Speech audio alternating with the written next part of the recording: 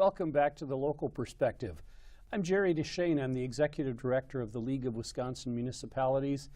And today my guests are going to talk about the Swiss Army knife of local public facilities. We're talking, of course, about public libraries and some of the incredible, versatile, adaptive, readaptive. What is it about libraries? My guests are from the Wisconsin Library Association. Plumer Lovelace III, the Executive Director of the Library Association. Thanks for being here. Thanks for having me. And the President of the Wisconsin Library Association and a librarian, former children's librarian, so everybody's going to love you, Marge Loch-Wouters. Marge, thank you for being here. And thanks for the invite. So I hardly know where to begin. What is it about libraries that we find so magnetic, so compelling, and so useful? Well, to be honest, I think they're such a community center, whether they're a public library, a school library, an academic library, a special library, a corporate library. They're really a central point for people to gather, to find information, to be with each other, and to just be surrounded by books, collections, audio, DVDs. I mean, it's just this wonderful place of information, kind of a treasure chest. Yeah, absolutely. And I would add to that I think also some of the ability of libraries really to shape themselves like their communities.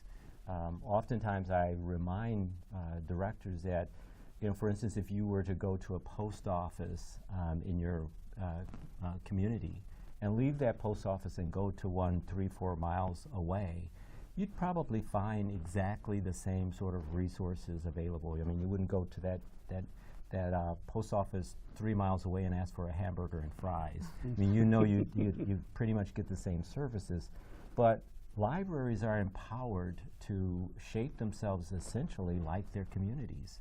So if a particular community has a higher population of Spanish-speaking residents, the books and materials that library offers will reflect that uniqueness of that community. And that's, to me, very, very powerful for libraries. So, and you're absolutely right. And I live in Stoughton, and a few years ago I was doing some consulting work that involved writing. And I had to write a couple of books that nobody would ever read, but they were trade publications. And I could do my research almost anywhere. I could do my interviews almost anywhere. But the only place where it really worked for me to write was at the library. Mm-hmm. I don't know why it was. There's something about the atmosphere there.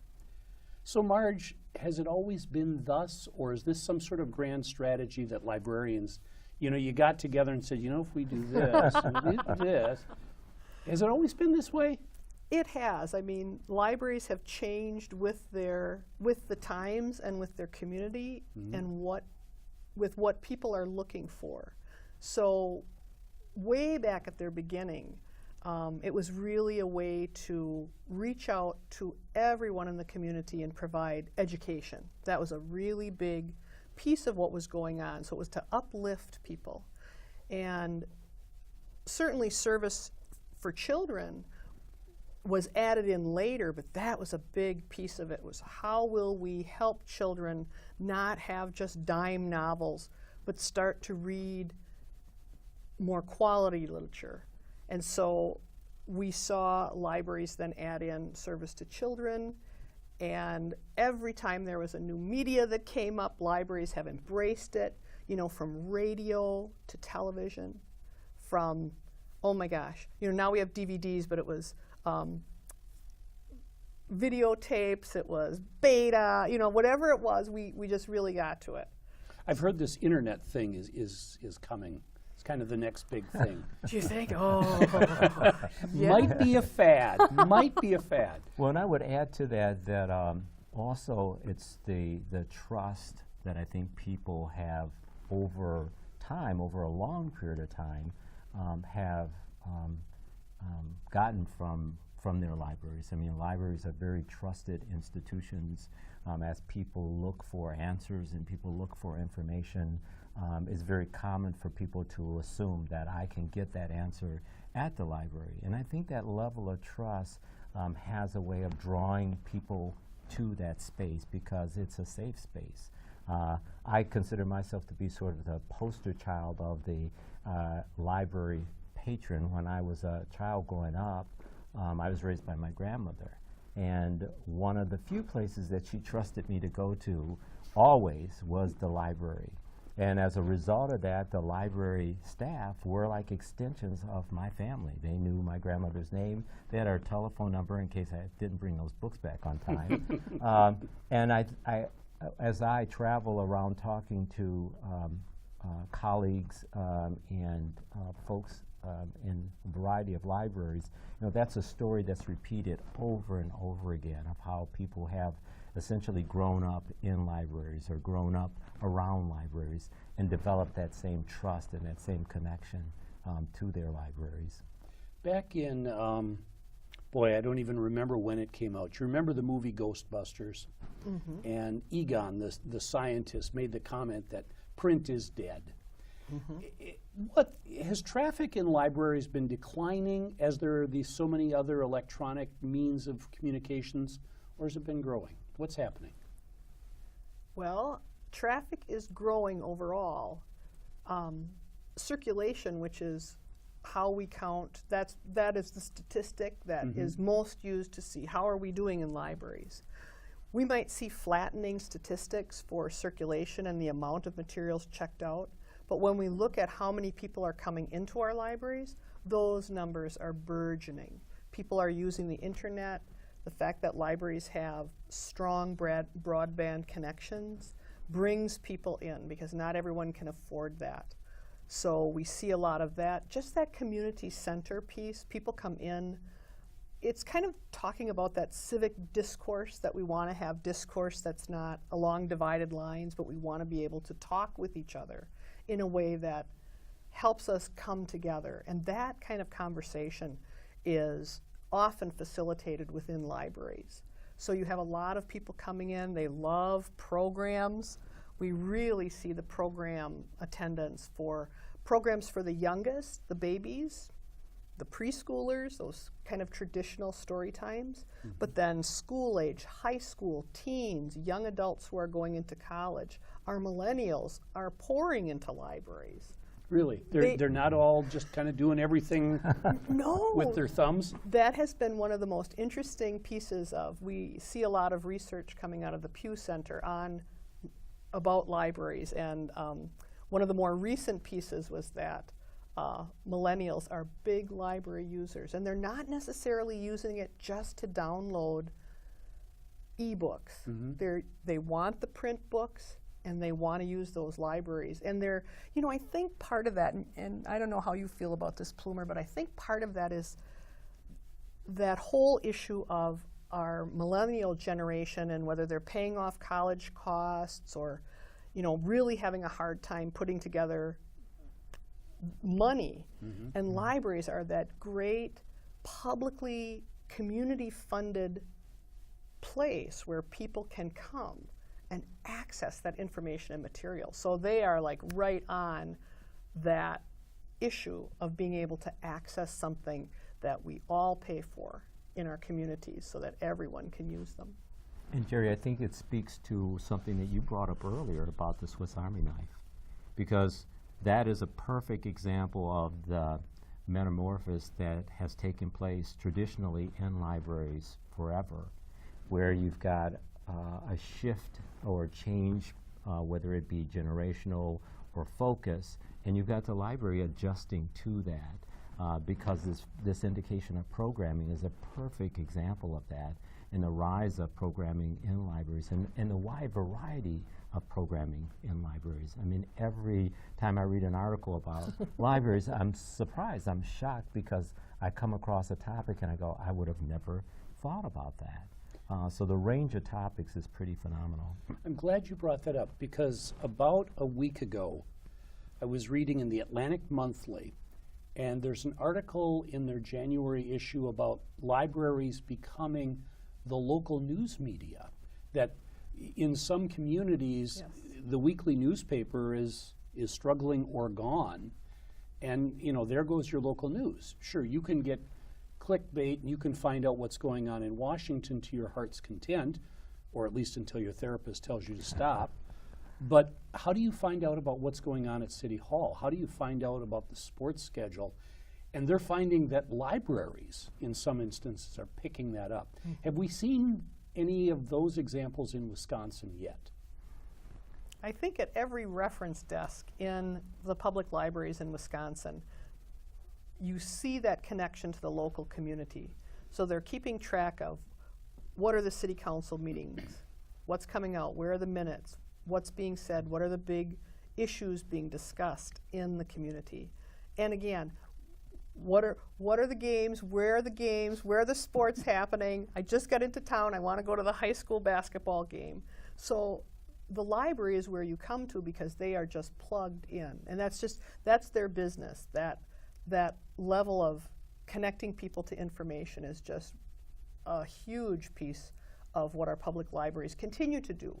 And I think that there was really some thought in the last decade or so that, well, we don't really need reference librarians anymore because we can get everything on the internet. But we find that, as we say, the internet is about an inch deep. It's very difficult to actually get down in and find what you need. So locally, the reference, people doing reference at each library are plugged into all of the community resources. And they can, if they can't do it online, they'll pick up the phone and call, the person who knows. They always know the person who knows in town. Well, and I lived in Eagle River years ago, and there was a book I had read when I was 12 years old, and I couldn't remember anything about it except one or two of the main characters. It wasn't like, the all-time bestseller. It wasn't Harry Potter. And I happened to ask a librarian in conversation one day if she'd ever heard about this thing. And almost literally reached up there and went, "Oh, you mean this?" How are librarians trained to do that? I mean, it's kind of a witchcrafty thing, to be honest with you. Well, we like to think of ourselves often as Jacks and Jills of all trade, but perhaps masters of none. So a lot of people coming into libraries will be, of course, book lovers and book readers and information finders, but that's part of it. It really attracts people who, it's kind of like detective work, true detective work, and that's what we love to do. And I think that ability to remember the things that are read, to hear people talking about books and remember that, and then find those information sources just makes you feel like magic. Plus, I'll admit, we have some of our library staff have master's degrees from ALA, American Library Association, accredited schools. But lots of people come in and it's just training right on the job, support that they get for continuing education. Our library conferences are another way that people kind of learn the ropes. And then we do have kind of a super secret network of people that we can, here we go. that we can tap. That really, since we've had social media and the internet, we've been able to connect more, not just within Wisconsin, but to our colleagues all over the country. And so if we can't find the answer, we'll send it out into our networks, and we can usually get an answer back very quickly. So that's the other thing, we're very connected. And it is quite an adjustment. As the executive director, what I found is that if I asked any of our members for information, I am permanently now on a mailing list because as they find more information, and it's all connected. So I've been getting information for the last 4 years from some people. So librarians have been doing networking long before Facebook did networking. Very much so, and in fact, I think back to when we were transferring over from hand, alphabetizing and hand writing out any overdue notices. I never got one of those. Oh, yay, that's awesome.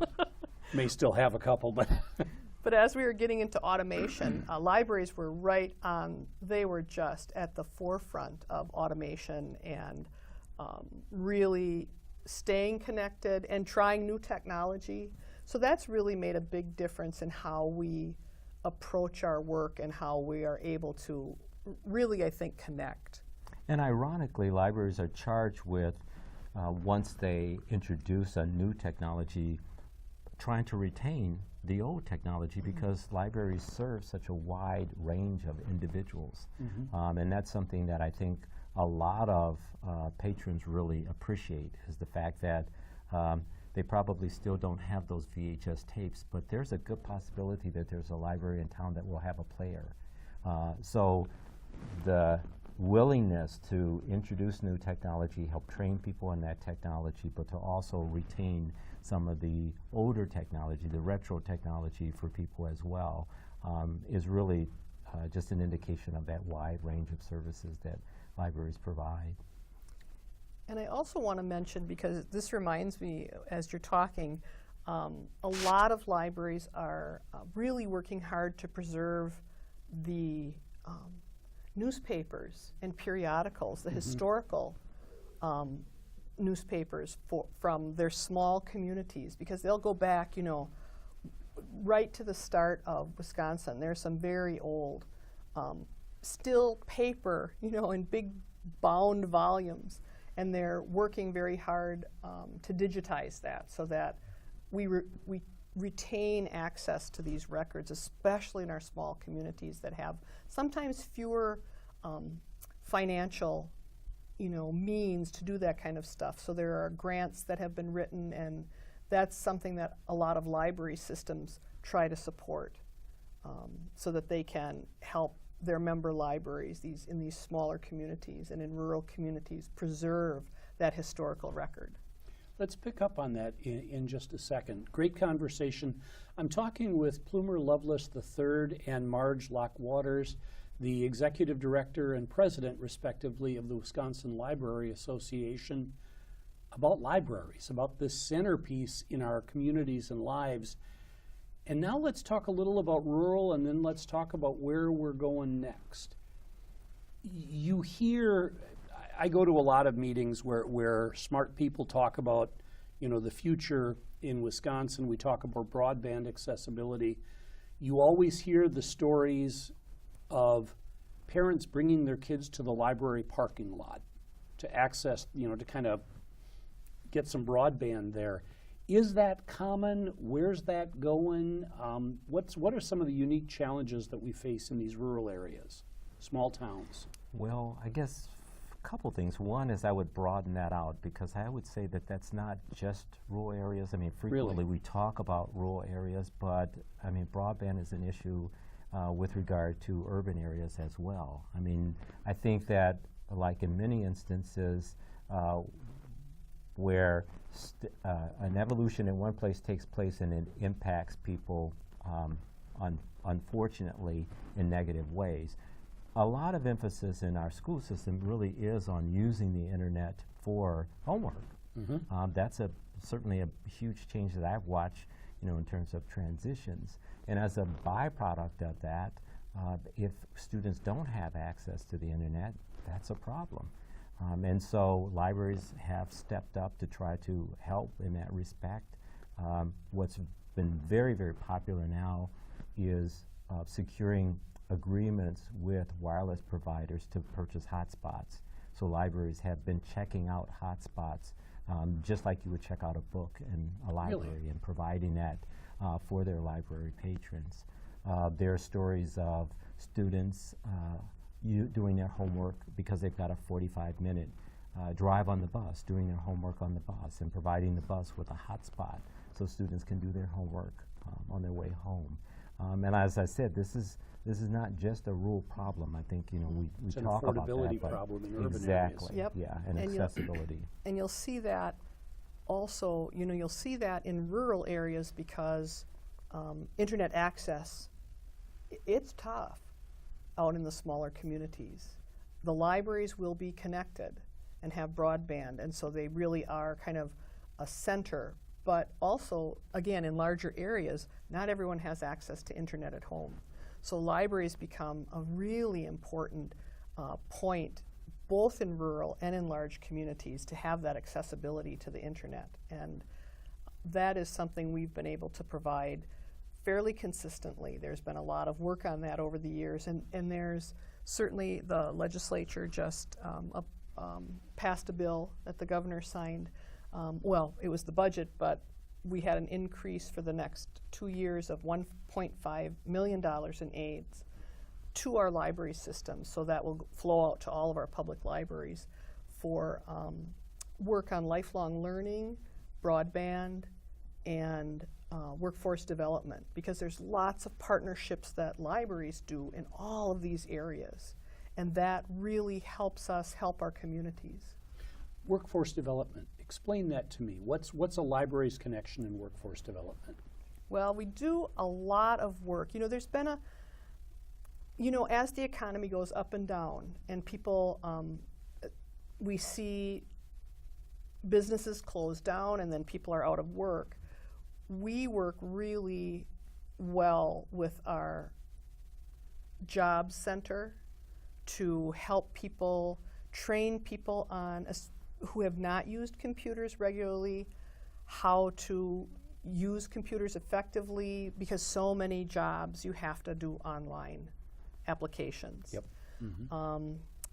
We work with displaced workers to achieve that. We also, I think our job centers really realize that we're really a nexus in terms of getting information out to the community. So come on in, we'll have training sessions that are staffed by the job center folks. So we're really looking at kind of, again, this central place where there's no judgment in the library. Come on in and we'll connect you to the resources that you need.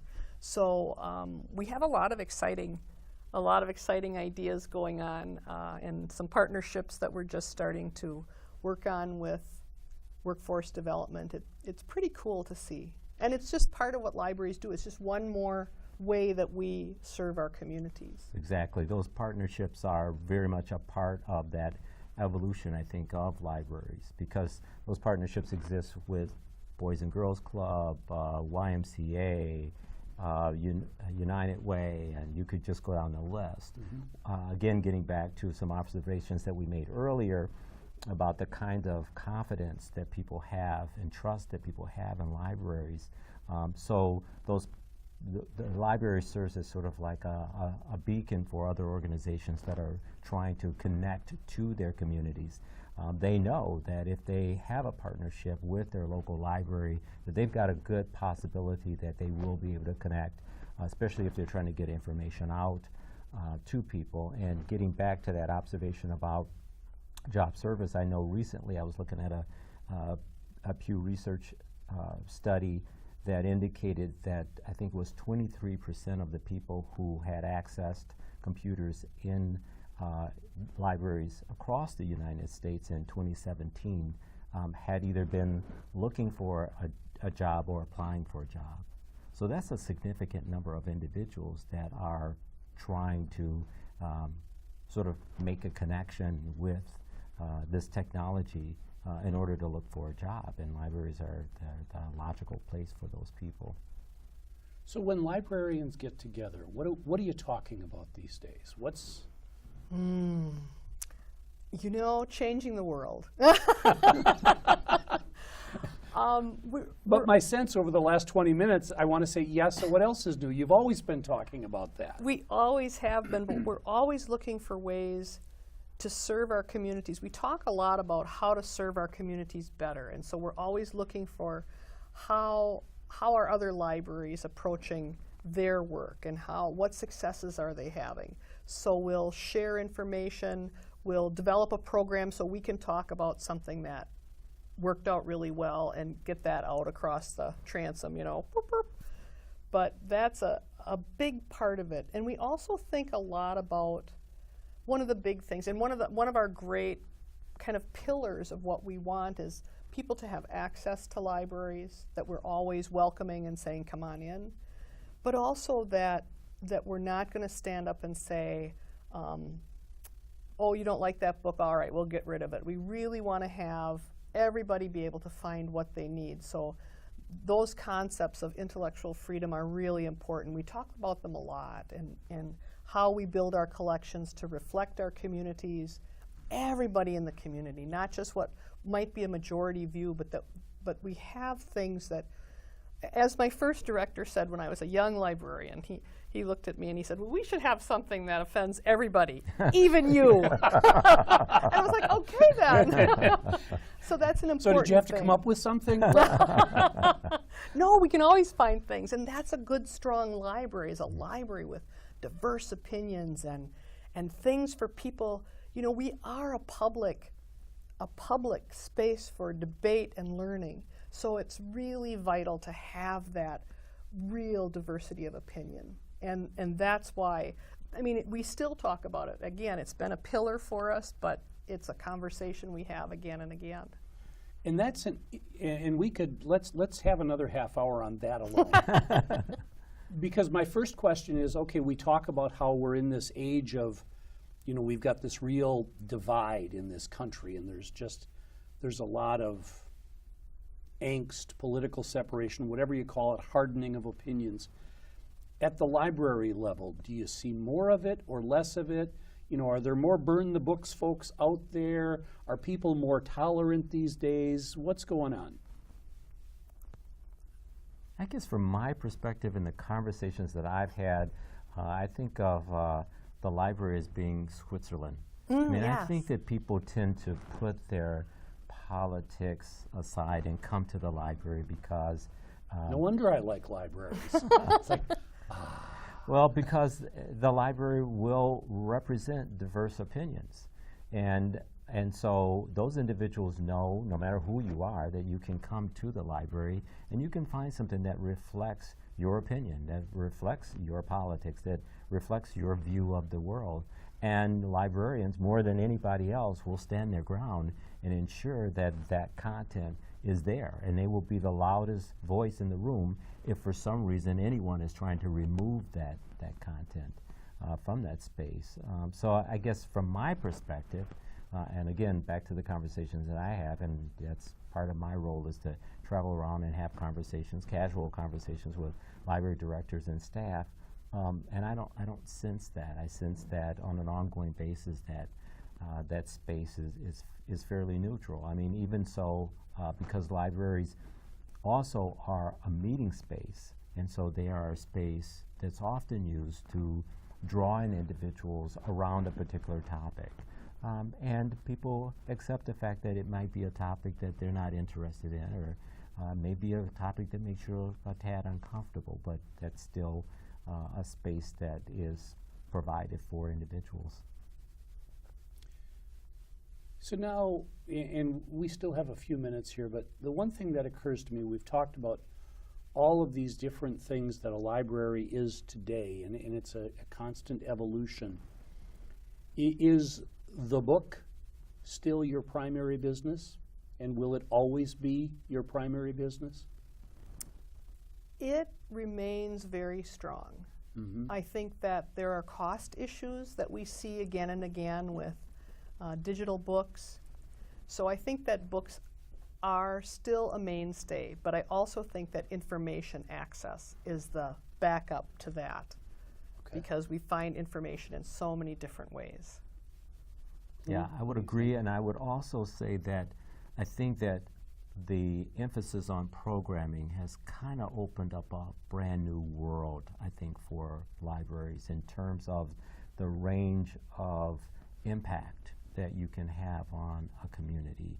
And getting back to what we talked about earlier, this ability for libraries to shape themselves like their communities, that programming also is a reflection of those communities as well. So that's just another piece of the puzzle in terms of having that library reflect the community, is really the programming as well.